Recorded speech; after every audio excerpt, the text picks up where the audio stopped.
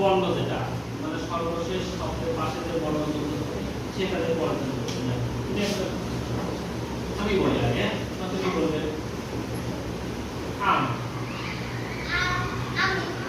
না, ম দিয়ে বলা লাগবে। তুমি একটু কথা বলতে। হ্যাঁ।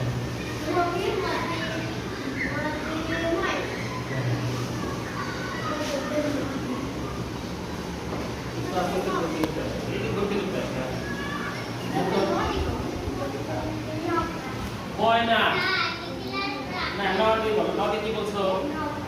নদী বলছে তাহলে শেষে আসলো ক, ক অথবা কা। ফাইন। রুকাইয়া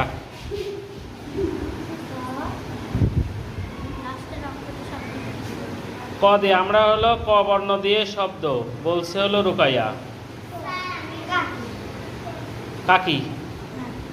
আচ্ছা ওকে, এবার হলো আয়শা বলো। ধন্যবাদ তোমাকে। হ্যাঁ,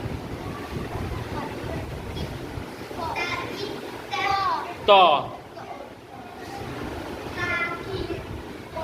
কাকি। ক দিয়ে বলো। কতে কলা হয় না, আরো কি হয়? হ্যাঁ, এই তো হয়ে গেল। আবার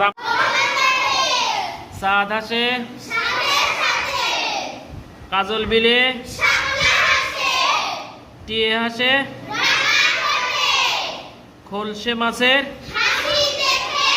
কে হাসে?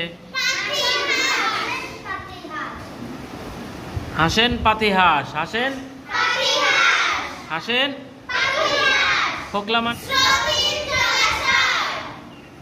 একজন বলো দাঁড়িয়ে। বিল মানে গোমর মানে গোমরা।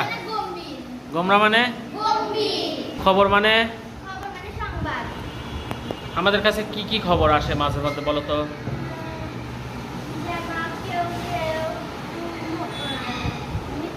মৃত্যুবরণ করলে বা খুশি সংবাদ তো আসতে পারে, যে হলো কেউ নতুন জন্মগ্রহণ করলে বা কেউ পরীক্ষায়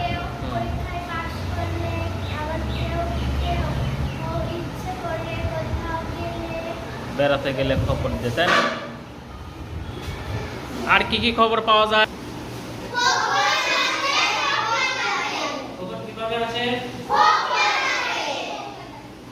কাজল বিলে কে আসে? কাজল বিলে যদি আমরা এখন যাই তাহলে কি দেখতে পাবো? শাপলা কি করছে? ফুটে আছে। হাসে মানে কি?